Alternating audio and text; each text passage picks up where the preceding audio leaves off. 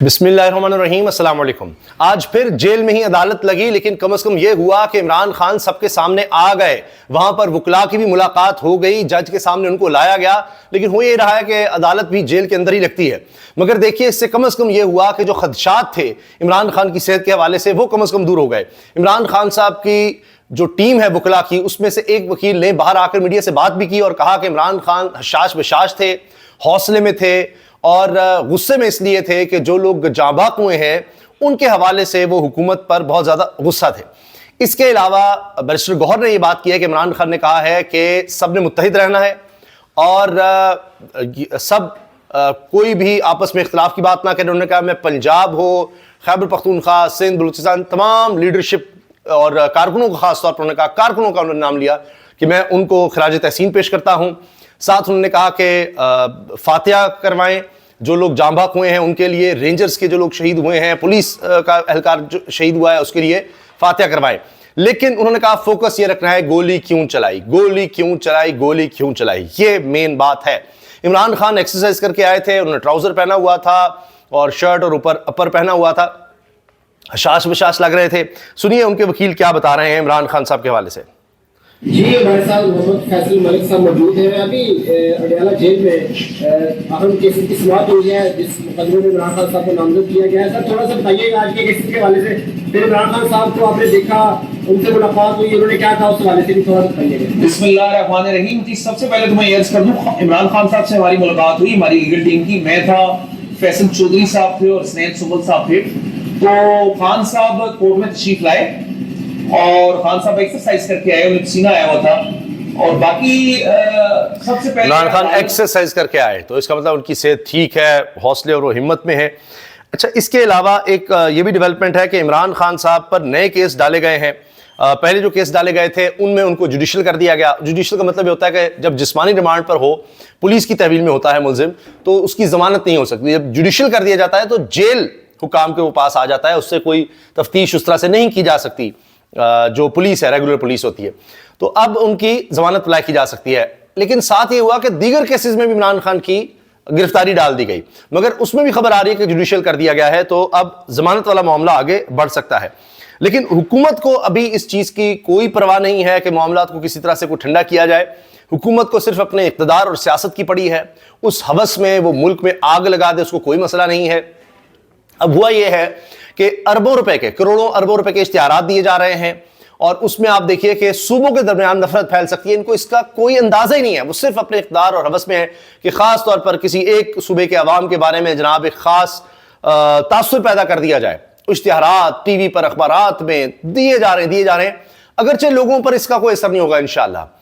ہم پاکستانی سب ایک دوسرے سے محبت رکھتے ہیں، سب بھائی بھائی ہیں، اور دیکھتا کون ہے جہاں یہ اخبارات کو اشتہار دے رہے ہیں اور چینلز کو اشتہار دے رہے ہیں، تو بہرحال یہ آگ سے کھیل رہے ہیں۔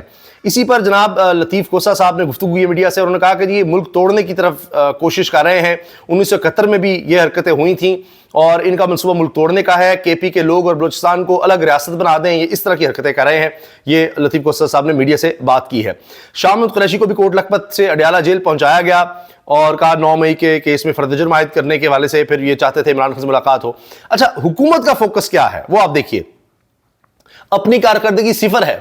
آج ایک اور خبر آئی ہے کہ انہوں نے تو غریب کو بالکل ہی مارنے کا پلان بنا دیا ہے، کہیں گولیوں سے مار دو، کہیں بھوک سے مار دو۔ یوٹیلیٹی سٹور 400 سے زیادہ بند کر دیے گئے ہیں اور باقی 500 بھی بند کرنے ہیں، یہ حکومت اپنے خرچے بچانے کے لیے۔ وہاں اگر تھوڑا مارکیٹ پرائس سے کہیں کوئی چیز سستی مل جاتی، کوئی زیادہ فرق نہیں تھا، لیکن چلیں پھر بھی ایک غریب کو سہولت تھی، وہ یوٹیلیٹی سٹور ہی بند کیے ہیں۔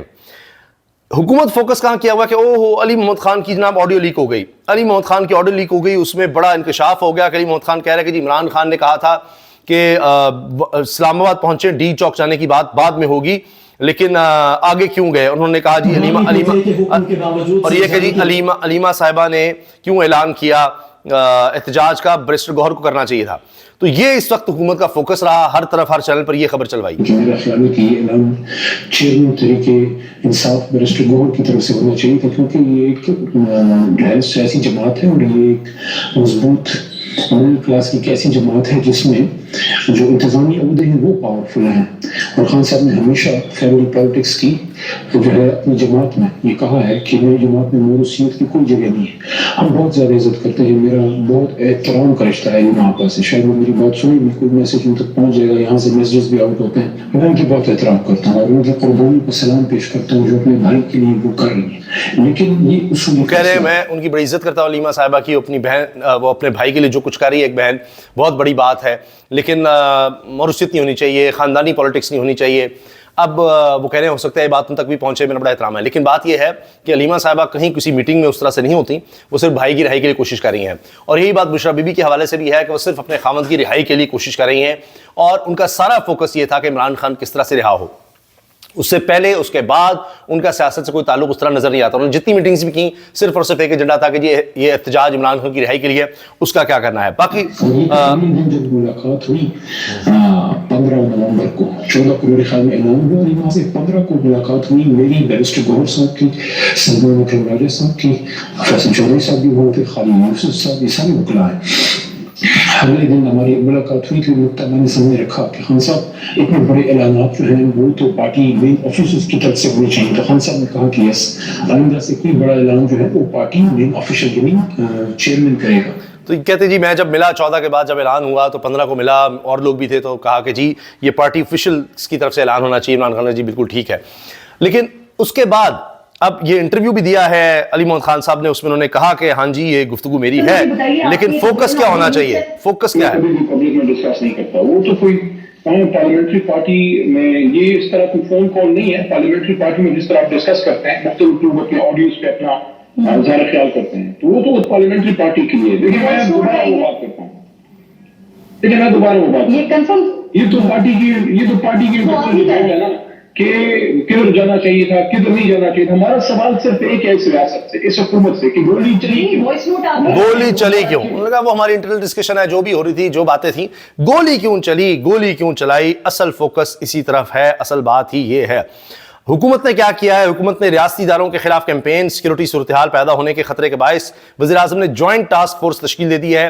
اس میں FIA, IB, ISI, IMI کے نمائندے بھی اس میں شامل ہیں. یہ 7 رکنی کمیٹی ہے جو کہے گی کہ جی اداروں کے خلاف کون کیمپین کر رہا ہے. اس میں ISI, MI کے بھی نمائندے ہوں گے اور دیگر بھی اتھارٹیز کے ہوں گے. اس کے چیئرمین پاکستان ٹیلی کمیونیکیشن اتھارٹی جو ہیں وہ اس کے چیئر پرسن ہوں گے. جی اب دیکھتے ہیں اس میں کیا آتا ہے, کس پر کیا الزام آتے ہیں. 10 دن کے اندر یہ رپورٹ سامنے آنی ہے.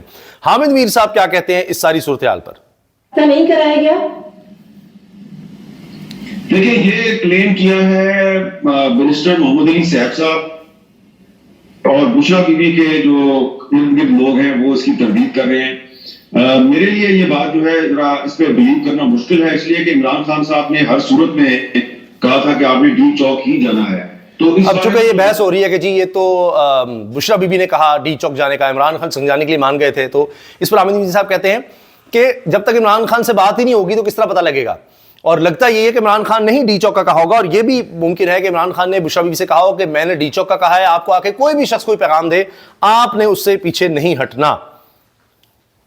کو جانتا ہوں شفیق گل جو کہ 26 نومبر والے دن کچھ دیر کے لیے تقریباً 30-35 منٹ کے لیے وہ مسلسل میرے ساتھ تھا. میں جب جا رہا تھا وہ میرے ساتھ تھا. وہ آپ ہوتا ہے نا کہ کچھ لوگ جو ہوتے ہیں وہ بڑی دور سے آئے تھے خان سے, دور سے دیکھ کر یہ آمدنی بھی ہمارے درمیان گھوم پھر رہا ہے, اس کی بھی آنسو گیس کی وجہ سے آنکھوں سے پانی نکل رہا ہے, اس کو کھانسی آ رہی ہے. وہ مجھے کبھی بوتل پکڑا دیتا تھا, کبھی مجھے وہ نمک دے دیتا تھا. ایک دفعہ اس نے میری آنکھوں پہ ہلکے گلاب کا اسپرے بھی کیا. تو وہ اسی ٹائم جس ٹائم پہ میں گھوم پھر رہا تھا اور مجھے وہاں سے ہٹنے کے لیے کہا PTI والوں نے, اس ٹائم پہ اس کو گولی لگی. اب یہ خود وہاں پر عینی شاہد کے طور پر موجود تھے اور بتا رہے ہیں کہ کس طرح سے اس شخص کو گولی لگی جو آدھا گھنٹہ میرے ساتھ تھا, مجھے پانی پلا رہا تھا, عرق گلاب دے رہا تھا, کہ آنسو گیس کی وجہ سے میرا مسئلہ ہو رہا تھا. تو یہ اب کیا بنے گا اس حکومت کا, کس کو یہ چپ کرانے کی کوشش کرے گی.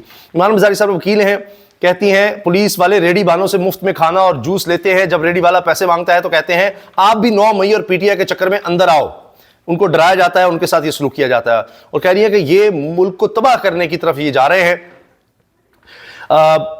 اس کے علاوہ حامد صاحب نے کہا جی ایک بندہ چاہے مرا یا 40, جس کسی حکومت کے ہاتھوں پر خون لگ جائے وہ مضبوط نہیں رہتی, کمزور ہو جاتی ہے. 26 نومبر کے بلنڈر کے بعد اس حکومت کی انٹرنیشنل لیول پر کریڈیبلٹی خراب ہوئی ہے. عطا تارڑ, محسن نقوی جو مرضی کہتے رہیں, ان پر کوئی اعتبار نہیں کرے گا. کون اعتبار ان پر کرے؟ یہ بات بھی ہم میر صاحب نے کہی ہے پروگرام میں. آپ کی زندگی کو واقعی خطرہ ہے؟ آپ کی کچھ انالیسز ہے، وہ انالیسز یہ ہے کہ یہ جو 26 نومبر کو جو بھی ہوا ہے اس پہ بھلے حکومت جو ہے وہ اپنی کامیابی کے دعوے کرتے رہے، لیکن یہ حکومت کو ماننا پڑے گا کہ ٹھیک ہے 26 نومبر کے دھرنے کے بعد پاکستان تحریک انصاف کے اندر جو ایک لیڈرشپ کرائسس پیدا ہو گیا ہے اور انٹرنیشنل لیول پہ حکومت کی کریڈیبلٹی خراب ہوئی ہے. خاص ان کا جی حکومت بڑے شادیانے بجا رہی ہے لیکن حکومت کو پتہ نہیں کہ اس کی کریڈیبلٹی اب زیرو رہ گئی ہے. حامد صاحب لکھتے ہیں لاشیں چھپانے والی حکومت نے جمہوریت کو ایک زندہ لاش بنا دیا ہے. تاریخ یہ بتاتی ہے کہ جمہوریت کے نام پر آمریت زیادہ دیر قائم نہیں رہ سکتی. اچھا اس کے علاوہ آپ یہ دیکھیے کہ یہ اب عمران خان کا پیغام ہے پارٹی میں اتحاد رکھو، یہ برسٹر گوہر صاحب نے یہ بات کی ہے. تو آپ یہ دیکھیے کہ اب عمران خان صاحب کے مخالف رہے فضل الرحمان صاحب، وہ کہتے ہیں کہ فیئر الیکشنز ہوں گے تو ملک میں اسٹیبلٹی آئے گی. اب یہ سب باتیں جو ہو رہی ہیں اس وقت، وہ دیکھیں حکومت کا فوکس یہ ہے کہ کس طرح تحریک انصاف میں کوئی دراڑ پڑ سکے. پہلے سارا انہوں نے کوشش کی کہ جی یہ جو کچھ ہوا ہے جی علی بن گنڈا پور، پھر کہا نہیں بشرا بی بی پہ آؤ، بشرا بی بی پہ فوکس رکھا. اب جناب نہیں، اب مراد سعید اس پر فوکس کر دو، وہ پتہ نہیں کتنے بندوں کے ساتھ آیا تھا، کوئی آڈیو لیک کر دو، کوئی یہ کر دو. لیکن مسئلہ وہی ہے کہ سوال وہی پوچھا جا رہا ہے گولی کیوں چلائی. اس سے حکومت ادھر ادھر ہو نہیں پا رہی، اس کو کچھ سمجھ نہیں آ رہی کیا کرے، اس پر حکومت پریشان ہے. انشاءاللہ اگلی ویڈیو میں آپ کو بتائیں گے کہ حکومت نے ایک اور اب پنگا لے لیا ہے اور وہ اس کو بڑا مہنگا پڑنے والا ہے ایک بڑے ادارے سے، اسی سارے معاملے کی وجہ سے. تو بھی اور بہت سے بلنڈرز حکومت نے کرنے ہیں کیونکہ وہ حقیقت کو، سچ کو چھپانا چاہتی ہے جو نہیں چھپ پا رہا، اور وہ اقتدار اپنا اور اپنی سیاست اس کے چکر میں لگی ہوئی ہے جس کی وجہ سے اور بلنڈرز کر رہی ہے. اللہ حافظ.